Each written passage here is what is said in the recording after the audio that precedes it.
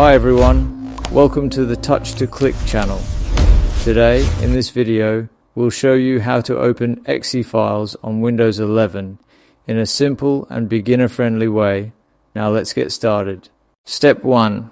First locate the exe file you want to open on your computer. You can usually find it in the Downloads folder on your desktop or in the folder where you saved it after downloading. This step is important because you need to know the exact file location. Step 2.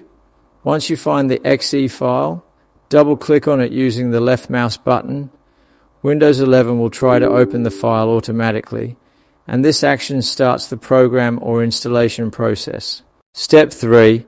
If a security or permission prompt appears on your screen, click Yes or Allow. This is an important safety step that confirms you trust the file before it makes changes to your system. Step 4. After the exe file opens, follow the on-screen instructions to complete the installation or launch the application.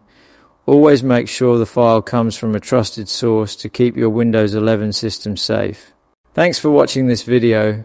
Don't forget to subscribe to the Touch to Click channel for more helpful Windows tutorials.